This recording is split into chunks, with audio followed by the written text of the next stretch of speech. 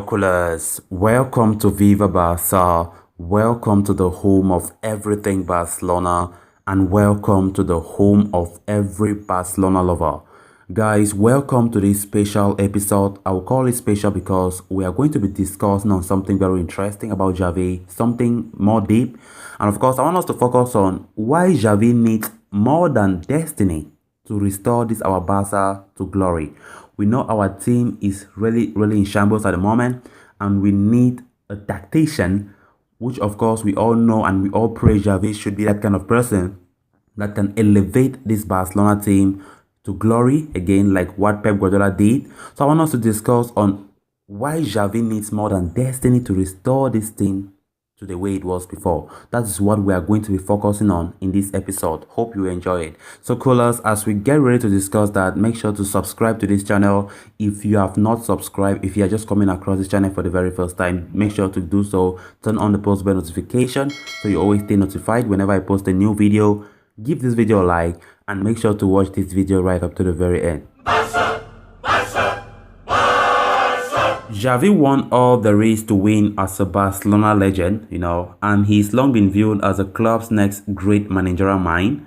So I think the time has come for us to find out whether he can fulfill the prophecy. Nobody ever really doubted that Xavi would become coach of Barcelona at some point. The only question was when, and that appears to have been resolved with his Qatari club Al Sadd announcing his departure and posting images of his farewell yesterday Friday. While the matter of compensation is sorted between the parties, to complete his Barcelona homecoming, he returns to the Camp Nou a messiah in his time of need. Symbolically, he is a perfect figure for the job. He is a hero the narrative demands, but football doesn't always conform to the demands of narrative, After all, Xavi's predecessor Ronald Koeman, who scored the winner in the final when Barcelona first won the European Cup, was another coach who always seems destined for the Camp Nou. That Xavi is of Barcelona is beyond dispute, His pedigree is impeccable. He started playing on the streets in Terrassa, about an hour from Barcelona itself. He was spotted by a Barca scout at the age of 6 and was eventually signed by the club at 11. He was trained at La Masia. His first breaks in the Barcelona first team came under Luis van Gaal as Pep Guardiola began to struggle with injury. Van Gaal saw Xavi as a deep-lying midfielder, and it was only after Frank Rijkaard, took over as coach and signed, Edgar Davids, allowing Xavi to operate in a more advanced role. That is, his career really took off from there. His combativeness, Xavi said, had a profound effect, making clear the level of commitment necessary to have success. It was then, he said, that he understood Barcelona was fighting a battle for the soul of football. From then on, Xavi was a zealous proponent of the style of football laid down by Barcelona, by Rinus Michels and then Johan Cruyff. It is an Ajax model. It's all about rondos, the exercise in which players circle and pass the ball around one or two interceptors, rondo, every single day. It is the best exercise there is. You learn responsibility and not to lose the ball. If you lose the ball, you go in the middle, pump, always one touch.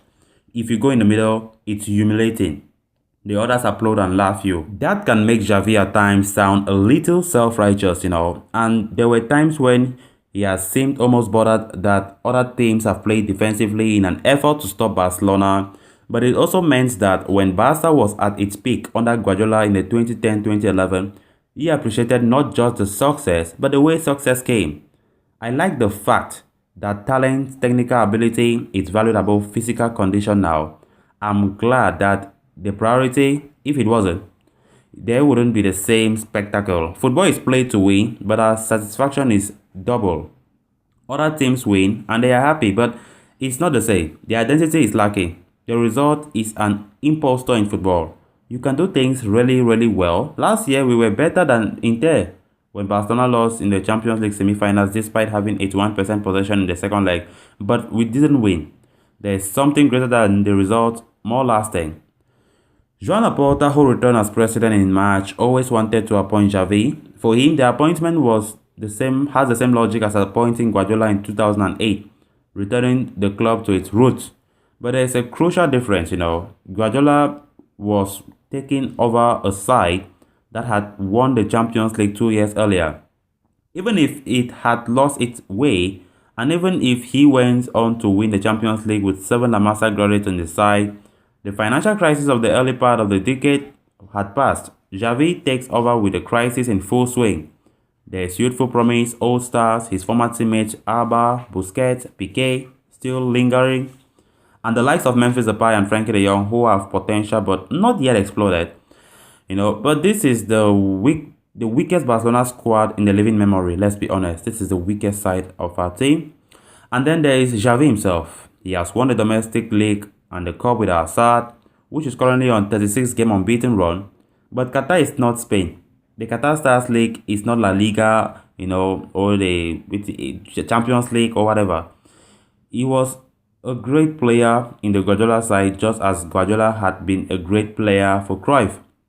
He can recite the scripture, but that doesn't mean he necessarily understands it or not to impose or develop it. Nevertheless, his return as manager has always seemed predetermined. In the 2018 documentary about Barcelona's peak years under Guardiola titled Take the Ball, Pass the Ball, he is presented as the next great mind on the Barca bench. It is a bit like the best stars. Cruyff was the first great model, the Mark I, and Pep is the Mark II, said Dani Alves, Barcelona's former fullback star and Xavi's teammate during Barcelona's golden age. But I think Xavi will be in the same league when he returns as coach.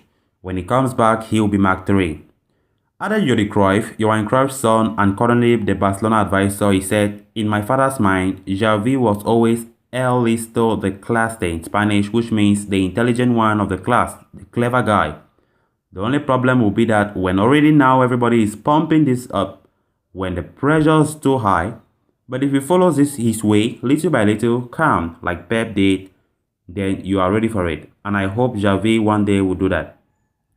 Xavi returns, with the force of prophecy, but his appointment remains an enormous gamble, and the task ahead of him is profound. So, callers, how optimistic are you with Xavi being the manager? How optimistic do you see our team growing and becoming the way it was before?